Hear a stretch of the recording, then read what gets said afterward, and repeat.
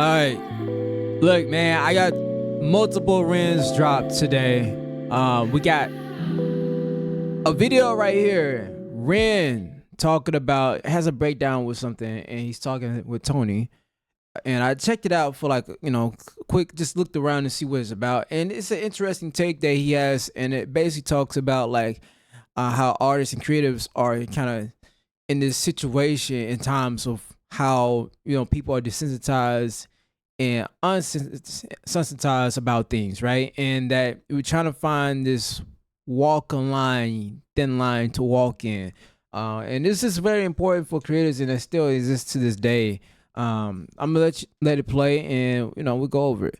I think it's good. So, and also I'm gonna do a reaction to the music too, a music track that he dropped. Not that he dropped, but that's already been dropped in chronological order. So, this is just something I just liked his takes on certain things. So, here's one. So, I think the main purpose of art, and like trying to simplify it as much as possible, is to create an empathy window. So just to create feeling, whether it's happiness, sadness, fear, or outrage. Okay, so that's interesting. He said with art is to create an empathy window, whether it's to create some type of emotion, whether it's fear, anger, happiness, or sadness, right? Fear or outrage. Outrage. Because life can be monotonous and it can be mundane, and it gives a little break inside that monotony. And I think the challenging thing for creators these days is that we live inside a time where people are both paradoxically completely hypersensitized to things and completely desensitized to things. And that's true because people are desensitized because once you've watched a film like Saw, right, and seen someone hack off their own leg with a blunt hacksaw, or if you've seen Two Girls, One Cup, which you should never watch if you've never seen it before. Yeah, definitely don't watch. I never watched it, and I'm definitely not gonna watch it. I heard. I wouldn't advise. Anyways, yeah. Two distinct depictions of those two. They still something that's disturbing, and that people got so desensitized seeing that it's like we don't say, "Hey, this is crazy, like hold up, this we shouldn't be going to this far extent to we should have a draw line to not having something where that's normal to us every day. Shouldn't see on media someone we used to seeing someone getting hurt in fights, domestic violence, stuff like that shouldn't be a normal thing that we should watch as entertainment. So I get what he's saying on that. You become your tolerance for your own discomfort gets pushed higher. And filmmakers realise this, and so they become more bold and more daring in what they do. And so you can go to the cinema these days and watch a really uncomfortable scene, like rape, abuse, murder, and you could sit there without batting an eyelid or flinching, because we're so used to seeing it that we're numb to it. So for an artist's point of view, it's quite difficult to challenge people these days.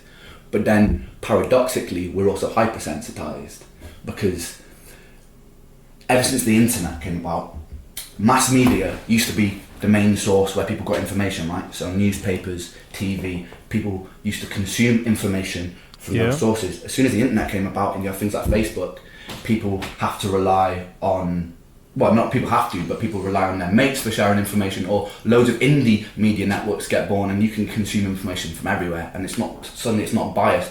And so mass media saw a massive decline and drop in people consuming it. They panicked, and from the birth of that came like the clickbait generation, right? So you've got like super evocative language like, you would not believe this. You would not believe your eyes if you saw this. And the dark side of that was that people now tried to demand your attention by using super evocative language, and it's like really trivial and mundane things get hypersensitized. So you could have like a celebrity tweeting something a little bit tongue-in-cheek, like nothing worse than you would say to your mate in your living room, and like the media jump on him and he or she will get fucking crucified, like literally torn to pieces, like out to the walls. And I think that people are so impressionable that it then rubs off on them, So when you watch like a YouTube video these days, Yeah. and something's maybe a little bit tongue in cheek, or something is maybe, or someone's wearing something unfashionable, look in the comment section of everyday people, and it's like a fucking witch hunt.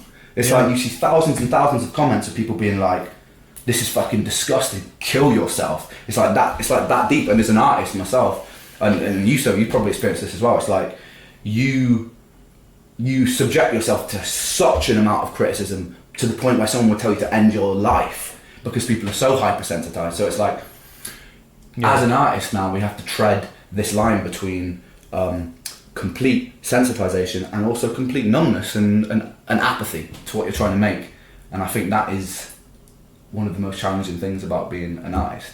Yeah, being an artist, a creative, anybody who's aspired to create something, it is, like even when it comes to being creative, like people are so used to the extreme things, and it's like I can sit here and have a full conversation, human and human, right, about just things that are important, that's has morals and things like that, but those stuff won't get as much views compared to if I were to have a stream where I bring a bunch of girls on, or that I get in a heated argument and debate about something that's teeable, you know what I'm saying, that has tea to it. And I just feel like things should be a balance. We have gotten so far into the extreme that people get bored and they click off with something if it doesn't give them the high dopamine spike that they're looking for, that quickness. And I do think that that's something that Ren sees with his peers and around him as a creative, as an artist himself, seeing the problem of and the propagandas with media and how it's getting pushed, where it leaves an artist, it leaves a creative no choice to have to follow pursuit and use the gimmicks of those things just so that way they can land in there and make some noise, which shouldn't have to be the case like that. Yeah, interesting take. I feel like this conversation still relates to now. Thank goodness that we do have people who kind of think for themselves at points, and they, speak up about their opinions about things and don't allow themselves to be persuaded by the total norm. But yeah, it's still a problem to this day where it's like, that's why the artists and the content and the creative stuff, it's not innovative, because you try to be innovative and you do things that doesn't follow the norm. People don't get it and they just like not on it. You know what I'm saying? They just don't care because it's not popping. It's not popular. It doesn't do something to evoke something. It's like you have to invoke something or be super bold, which just so it can get attention, right? And also, like he said, like it has to, like people are so used to things being vulgar to where it hits a chord to get their attention. Like you have to do something on a high scale. It used to be something like on a 3 to 5 scale. Now it's like a 9, 8, 10 scale. You know what I'm saying? So yeah, definitely interesting take. And we're also going to be doing a reaction of a song track right after this. So be tuned for that. Anyways, see you on the next one.